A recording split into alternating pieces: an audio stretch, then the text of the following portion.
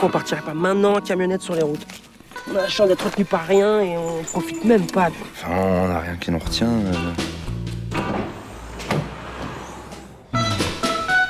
C'est ça qu'il vous faut.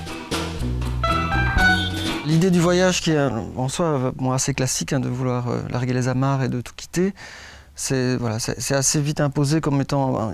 leur donner cette envie-là me semblait assez juste.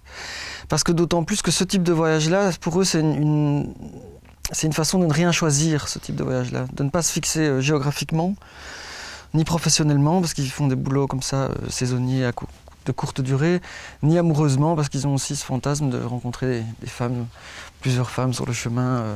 Donc voilà, j'aimais bien l'idée de ce voyage, parce que c'est vraiment ça correspond vraiment à ça, à essayer de trouver un mode de vie où on ne choisirait rien, croit-il. Parce qu'en fait, c'est très difficile de vivre comme ça, c'est ce dont ils se rendent compte aussi.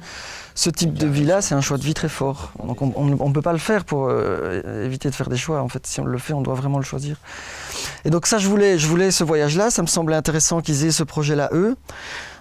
Mais je ne voulais pas les faire partir parce que je voulais qu'ils restent confrontés à certaines choses qu'ils essaient de fuir ou à des personnages qui pourraient incarner ça, comme les parents ou l'ex-copine pour le personnage de Simon, etc. On s'est dit que donc, on irait voyager de ville en ville, et puis quand on aurait besoin d'argent, on s'arrêterait pour les vendanges, pour ramasser les patates, les betteraves. C'est peut-être contradictoire, mais ça va justement être un peu l'identité narrative du film, c'est de faire un road movie sur place, qui ne part pas en fait, ouais, qui fait du... Mais ce qui est génial, c'est que moi je trouve dans son écriture, c'est que c'est dans la tête en fait. Le départ, de toute façon, une fois qu'on l'a décidé, peu importe qu'on aille juste là ou qu'on parte vraiment.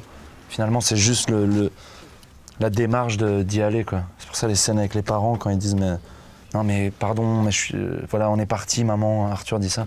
Ça y est, je suis parti et il est là à 2 kilomètres.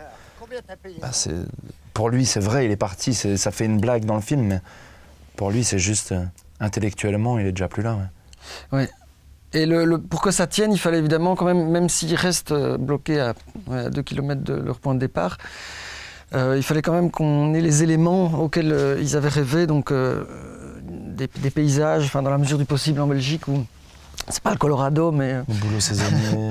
Des boulots saisonniers, voilà, des histoires avec des filles, et vivre dans ce camping-car. Donc ils restent là, mais en même temps, tous les éléments auxquels ils avaient pensé sont présents. C'est pas mal, hein. Faudrait aller voir.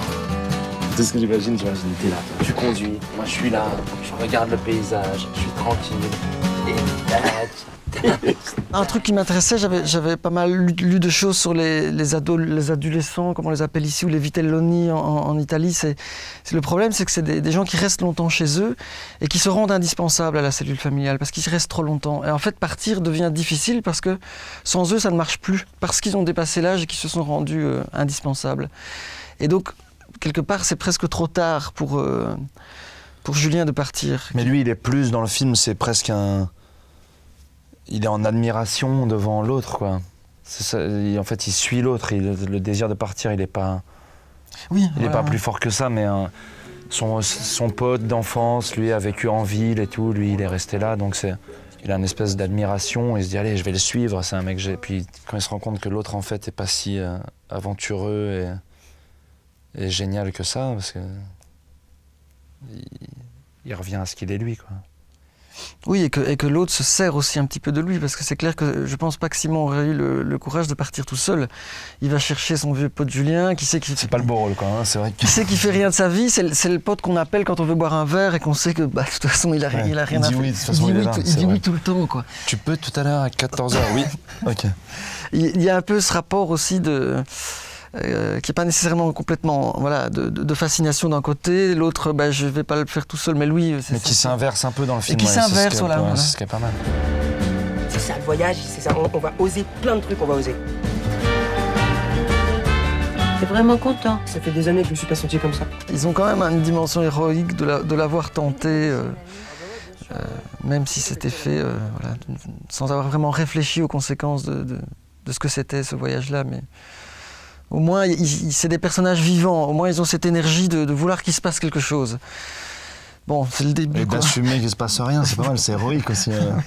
Oui, dire, à la fin aussi de reconnaître, et ça c'est plutôt justement le personnage qu'on croit être plus faible au début, qui les fait un peu sortir du déni en formulant pour la première fois mais on va aller où, le vide vers où ils se dirigent, quoi. C'est le truc qu'ils se sont jamais dit vraiment en fait. Qu'est-ce qu'on va faire, qu'est-ce qu'on va trouver? Il leur faut un peu de temps quand même pour. Ouais. Mais en fait, on va où quoi? Parce qu'ils sont, c'est très inconscient évidemment tout ce qu'ils mettent. Ils n'interrogent. Guillaume disait, ils se comportent comme des gamins et donc notamment ils ne parlent jamais. Ils n'ont jamais une conversation sur ce qu'ils ressentent, ce qu'ils voudraient. Ils n'ont pas une seule conversation sérieuse pendant tout le film. C'est pour ça que leur amitié, elle est, ouais, quand je dis fantasmée, c'est ça. Elle appartient au passé quoi. Ils évitent de faire rentrer la réalité dans leur petit monde, quoi. Et ils achètent d'ailleurs ce camping-car très très vite. Parce que si je pense qu'ils réfléchissaient, qu'ils se posaient un petit peu pour réfléchir à cet achat, ce qu'il implique à leur voyage, ben, probablement ils ne le feraient pas. Donc ils sont dans une impulsivité un peu régressive comme ça, de laquelle ils sont bien forcés de sortir à la fin. Et c'est le personnage de Julien donc, qui semble être le plus faible, qui a un peu la force de dire écoute, qu'est-ce qu'on est en train de faire, quoi, fondamentalement.